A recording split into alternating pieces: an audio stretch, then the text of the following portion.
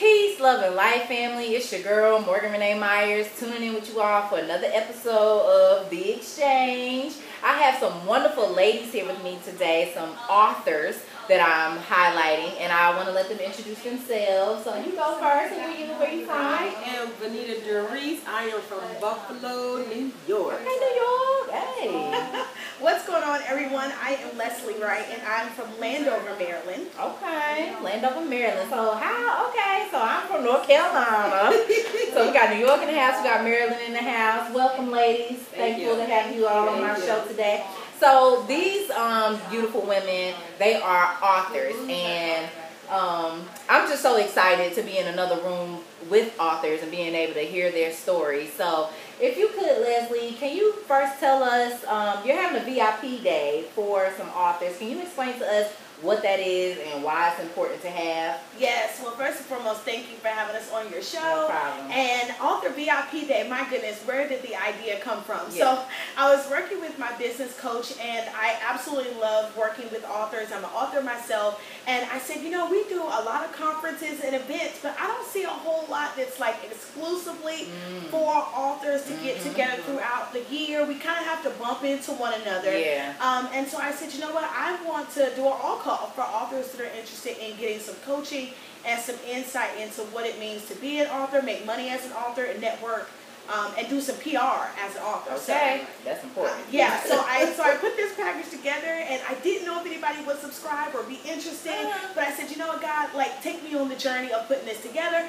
So I put it together and put it out there to the public on Facebook, social media, and just let people contact me and say, hey. And it was a welcome response. They were into it. They were Oh, into yeah. that. Yeah, it was a huge blessing. There were a ton of authors that said, Leslie, thank you for even putting and designing something like this together. Yeah. We do need to commune more Yes. from all over the country. We do need to have at least one time in the year where we get together and just celebrate one another. So it's part celebration and honoring authors from all over. So huge shout out if you're an author. Hey. And it was also a time to get some authors together. So I had two that actually invested in the project, and I'm so grateful. One of them is here with me today. So what kind of things do you do on this VIP day? Yeah, it's been a full day, and not even like a full day, but I think it's been full enough. Okay. Y'all still got more to do? Yeah, we still got more to do. Ooh, Lord. So the day consisted of, and started out this morning with a photo shoot. Okay. And so we did that, and so we did some beautiful pictures for the fall. These are photos that they can use for anything, their website, their marketing. From there we went to lunch and got an opportunity to do some laser coaching and just answer some questions about what are some things that you're going through to move your business forward. Right. And then from there we came back to rest and prepare to be here with you. we thought we were going shopping into the spa, but the heat said never mind. Okay, And so sit down now. Right. It's North Carolina, this ain't New York. You're doing too much. You're doing too much. Sit down. And so we came back to rest, but we're here in the beautiful Sheraton. So huge shout out to the Sheraton in Greensboro, North Carolina. Yes. This amazing hotel really looked out for me to be able to host this, and so we're here overnight. So it's kind of like a slumber party situation. Okay. Later on this evening, so it became like a 24-hour type situation. But we are doing interviews and media and marketing and really like looking at public relations for authors. Wow, that's really amazing. That's amazing. Okay, so with you, Miss Venita, now. Well, first off, Leslie, how many books do you have? Oh my goodness, I think I lost count. Oh. That's so bad. Oh, she an author. She's an author. She didn't play with it. Yeah, like I don't play at this. I do this, okay? And she got really. books. I think Plural. I think I have 6. Wow. When I stop counting, Okay. my goal is 25 before God calls me home. Okay. Yeah. Well, I think it's my author goal up. Yeah, we gotta write. Okay. Yeah, we gotta document this legacy that we're building. We're going to get back to that. That's a great point, documenting legacy. So, all right, Miss Venita, now, how many books do you have? I have 2. Okay. I have 2. Okay. So, can you just tell us about it? Tell us the titles of them and what you focus on. I focus mainly on my employee to entrepreneurship book. That one is a collaboration. Miss Leslie is in that book too. Okay. So it's a collaboration book with various authors in there. And we talk about how to become, although you're an employee, you still can become an entrepreneur at the same time. Right. So do you find that most people just want to hop out of their job and jump into something on their own?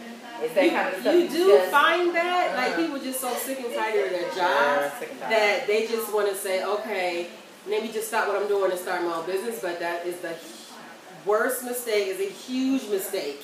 Huge. Yeah, it is. Yeah, and I've done it a couple times, and people that have been following me, they know, because I have a job and I leave and I come back, and it's just like, you're right. I could benefit from both of these ladies' books, but the topics are on. I definitely want to check it out, because sometimes, especially with me being, I'm in my 20s, I'm wild and free, I don't got no kids. Sometimes you just make real irrational, quick decisions. I did it when I was in my 20s, don't worry about it. Okay, so you understand my plight. I did the same thing. But it's like the closer you get to 30, I'm 28, so it's like, I'm about to be an adult. I gotta like get some savings together, get some concrete plans together. So okay, I think that's very important. So how did you get to? Well, first off, what made you want to write? Like, why did you think it was important to write that down? Well, I always wanted to do a book, but I didn't want my first book to be a complete book by myself. Okay. You know, I didn't want to sit down and figure out all the different chapters. Okay. I didn't want to figure, how long it was going to take. Yeah. So when this opportunity came up, I said, oh, this is a collaboration book. This is exactly what I'm looking for, because now I just have to have a chapter or two in it, and it's still... It's with my title in it, my name, Venita Durice is in it. So it was a wonderful, it was and still is a wonderful experience to finally get that goal accomplished. Okay, wow, I like that. Okay, so the first book you had a collaboration, so the second one you were more prepared to do it on your own. No, it was a collaboration too. Oh, the second one was a collaboration. She's having a collab till I'm ready, okay? Professional collaboration. Yeah. Keyword, professional collaboration. Right. You don't want to collaborate with anybody. Right. Sure. Baby mama down the street, just because she got a story. Just a small screening. Just a couple of questions. You don't know what's going to happen with anybody. Right, okay. Like to make sure they got a little bit of credentials behind their name. Yeah. So about how long have you been writing? It'll be 2 years, January. Okay. Now, prior to your books, were you doing blogs or articles, or did you keep a steady diary? Like, what was your writing style like before authorship? Before, I would just write stuff, and it wouldn't even be like, it's just me jotting stuff down on paper. You know, you go in your office one day, it's just all this paper that's talking, you just jot this and jot that down, and then you're like, okay, I need to put this in the book some kind of way. So, it got to a point where I got to put all this information into a book and stop just jotting down. Yeah, the procrastination got to become something tangible. I understand that. Okay, so now Miss Leslie, so you got all these books from all these years, all these experiences. What led you into the writing lifestyle and having that as like a career path? Right.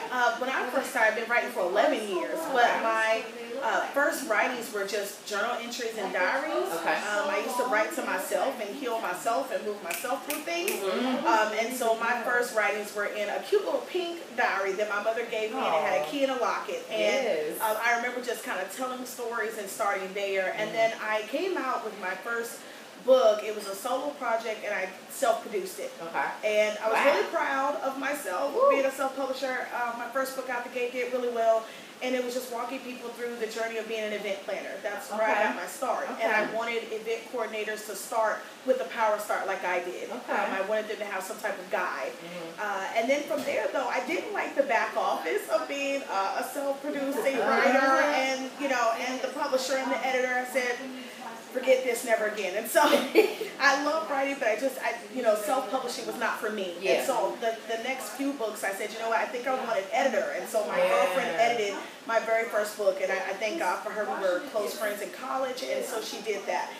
But then I was on my own to upload and market the book, and I didn't want any parts of that either. And so it's a lot. I quickly learned that I just want to write and give it over to God and somebody else to handle and manage. And so Teresa Howard, to this day, who has put out most of my books based on in Texas, came to me and said, hey, do you want to be a part of this anthology? And at the time, the only anthology I knew about was the Bible and Chicken Soup for the Soul. Those were only two, collaboration projects I knew about. Let's pause for a second. So for those that don't know, an anthology is when like a bunch of different authors put their writings together in one book. And I love them. Like, there's a book I'm reading now, I think it's called Becoming Woman or something like that. And it's just like different women's experiences. So it's nice to be able to see an array of stories, but it's like all in one book. Like, that's beautiful. So yeah. And so, but at the time, the collaboration project I knew of that was successful, right? I wanted to follow a success track, was Chicken Soup for the Soul. And so she found me on Facebook and was like, I have this project coming out. I believe the first one I was in was Leaving Our Legacy. And she said, I just want stories of women who want to leave a legacy and to put you in the mindset of writing. If you died tomorrow, what would you want your kids to see? What would you want your parents to stumble across? And that just spoke to me because I was like, you know, I'm a new mom, and that's amazing that you want to capture that. You know, because we don't know the day and we don't know the hour. And so I just really respected that project, and I was hooked on anthologies from them, and just hooked on her approach. So she has produced most of my books from there, and then we've had some other collaboration projects with other leaders in the industry, but she's my publisher, and so from there I just kept writing. Publishers matter. Shout out to publishers. Y'all are important. I think about that a lot. If I transition, because I'm a poet as well, and I'm into theater, so playwriting and script writing, and I always wonder, like, when I transition, who gonna get my stuff, or what they gonna see, or how is it gonna be in order, or is it gonna be in disarray? So I really think about that a lot and getting that together. So what would you all's advice be for like new writers, or maybe not even new writers, but people that are considering becoming an author and published? Because you said you were self-published.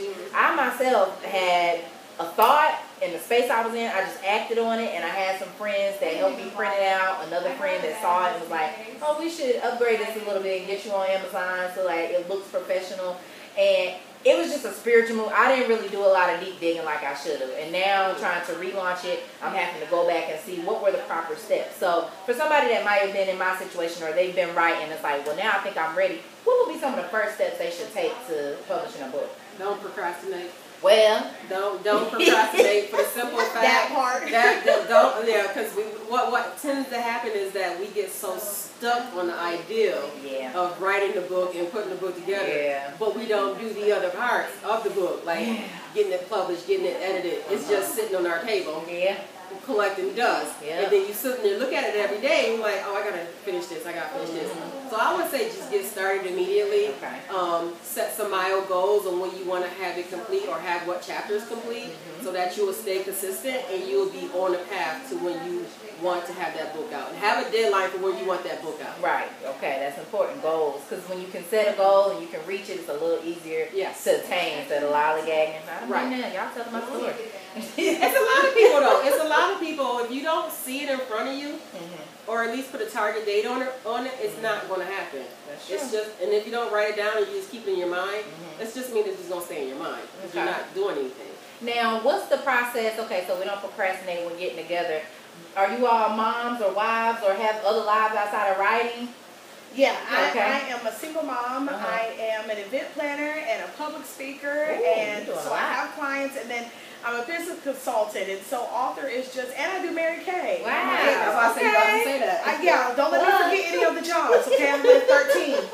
And so I'm going to start carrying like little card notes around so I can remember everything that I do. But, you know, but my biggest crown, I would say, is being Jaden Jackson's mom. And so one thing I would say is getting a writing coach would have been essential to when I first started writing, because there were days where I didn't want to write. And it held up my writing project. And there were days where I crucified what I did write. And so I kept going back and editing and taking things out. And I believe in some of my first books, there were probably some things that should have stayed in the book. But I took it out because I didn't have anybody saying, no, leave it in. So I would have loved to have gone back and had a writing coach that accepted what I wrote, didn't let me backspace. I love the publisher I have now. She's like, I want the raw. Don't give me anything edited. You know, I want you to write it fresh and raw and let me do the editing. And we're only going to do grammar checks. And we're going to make sure that the spirit of the book is there, that people can hear your voice, and that it makes organizational sense, right? You're not jumping on through a timeline and people have lost you in the beginning. But other than that, she's like, no, try to write without backspacing. And that's just very, very powerful, I think. But I didn't get that insight until I got a writing coach. I think in the beginning, I was just like, okay, I want to make it perfect. So there's some key things looking back. I believe you should read your books, too. For authors that, like, put books out by the caseloads and then you never pick your books back up again to read them. See how situations. Right. Yeah, when you start building courses and programs, you got to reread your stuff, man. Right. Like, so that you can go back to the place that you were, and writing coaches help you do that as well. Right. Okay, I like that. So it sounds like when you're working out or you're doing other things, you always need a coach or a mentor. So the same thing with writing, that doesn't take a break. Same thing. Okay. Now, can you tell us about your latest book, Leslie? Yeah, God doesn't want you to be broke. Oh my goodness, I do have the book here. I do have it. God don't want you to be broke. Yeah, it's such a beautiful spinoff of the other book that we read prior to this one with Venita, From Employee to Entrepreneur, because I feel like this one spoke to me because a lot of times we'll bounce around from one job, one career to the next without true clarity about what poverty looks like, what abundance looks like, and everything just starts to get bled in together, and we really can't decipher what we want sometimes for our life anymore. And in the midst of that journey, you become broke and broke in. And so when I heard about this, I said, oh, that speaks to my platform. It's the reason I live and breathe. And so, and it was such a beautiful transition from moving people from employee to entrepreneur to now talk about their money. It just made sense. Right. So with Venita, with your book, and you're talking about moving from employee to entrepreneurship, do you stop working as you're writing this? No. By day, I'm a director of a culinary school. Oh, so these women are powerful. So I go to work every day, Monday through Friday, and I go, it's a culinary school. But once I get home, I sit down for maybe an hour or so, and then I get into whichever one I'm doing. So I have a t-shirt business. Okay. I'm a travel agent. Wow. Financial coach. So it depends on what, as Leslie and I were talking earlier, you have to pick what days that you're doing each business. You don't want to do them all in one day. Okay. You gotta, you don't want to burn yourself out, especially for someone like me who works a 9 to 5. Yeah. And that's really the importance of me writing a book, Employees to Entrepreneurship, because I want to, I still work my job. Right. But I still could be an entrepreneur, businesswoman, even evening time, and on the weekends. Yeah, I think most people think entrepreneur just means I'm not working for nobody, period. Right. No, you can definitely have your whole side hustle in business and still go to work. Because my thing is, and I've done network marketing and I've had jobs and consistently. And then I've left jobs. Because I didn't want to say like you just can't keep a job. Like I've had, I've worked with special needs for about 9 years now, part-time. And I enjoy it. And then there's some points in my life where I feel like, I need to focus on me. But entrepreneurship, I've learned, does not mean that you just have to drop everything. Right. Like I can still be passionate and have this side. And the side stream, I love multiple streams of income. Right. And we need people to do jobs. I think one of the biggest hang-ups,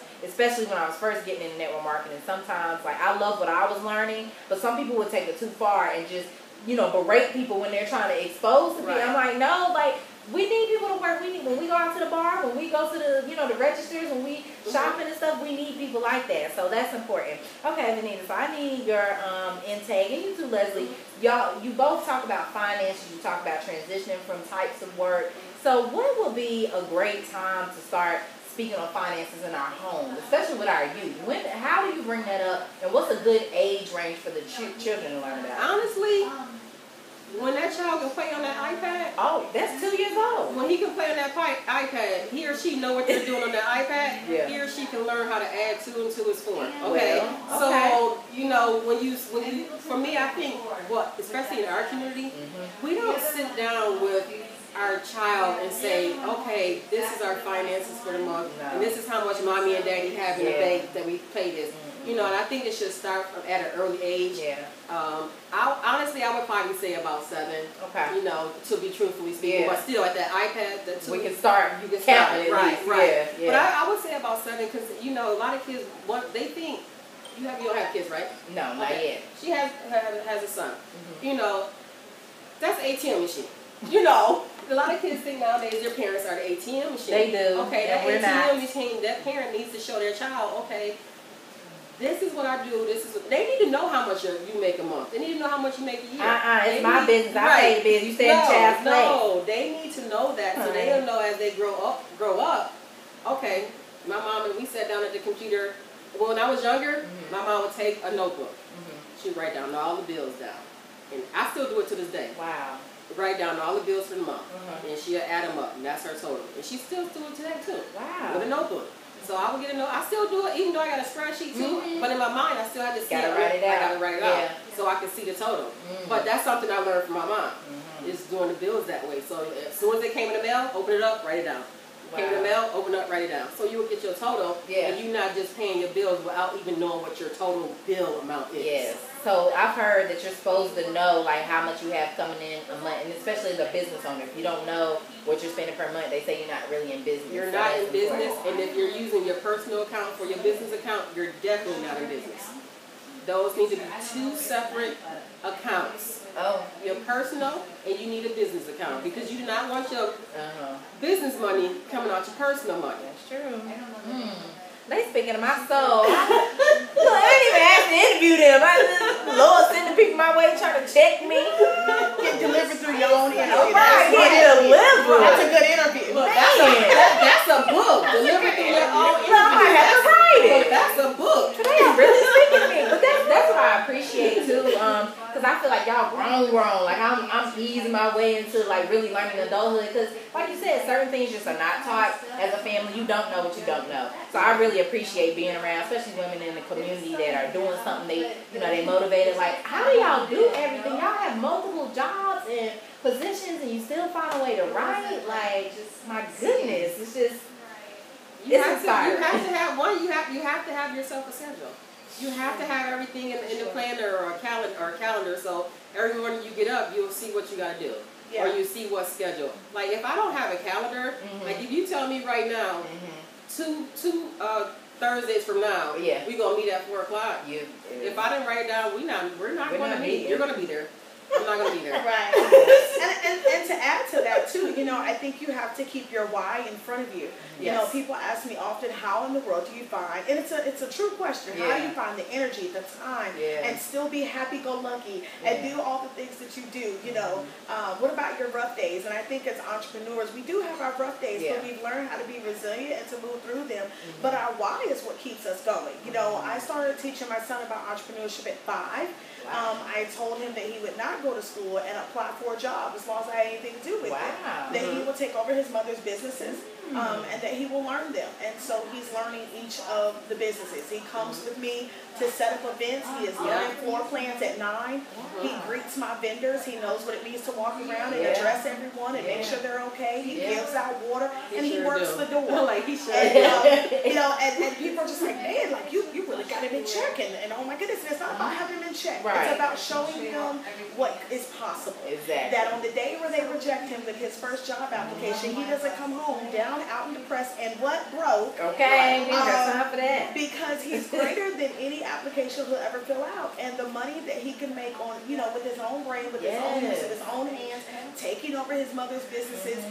He walked up to me about 2 months ago and said, Mom, I want to be a youth pastor, and so we jumped on that. I talked to the ministers at our church, and he'll be in a program by the time he's 11, and so, and moving through that process. But when he comes home, he says, Mom, how much money did you make today?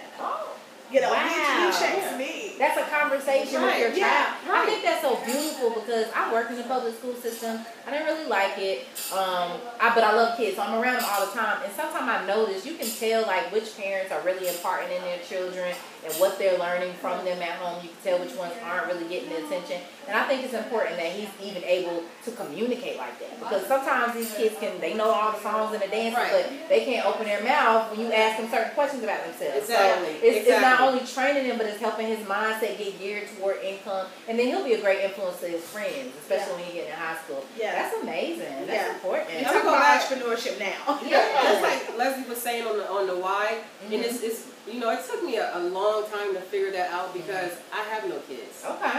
I'm a single lady. I'm not married. Right. So I have a full-time day job. Okay. So and I make pretty decent money with my day job. And it took me honestly forever to figure out my why because to me I didn't have nothing to leave nobody. Yeah. Wow. So I think that was like one of the most difficult things for me to figure out because I've been trying to figure it out for about 10 years. And I'm like, I don't have no kids to leave nothing to.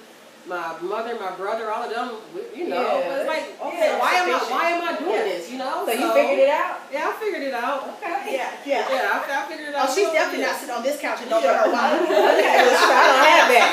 I figured it out. I'm not inviting all this with my wife. But trust me, it was real hard when you don't have that component in there. It's like, okay, what did you place me here, God, for? That's a great perspective. I didn't even think of that. Okay. So, now, Venita, What's your other book about? You say you have 2 books. Yeah.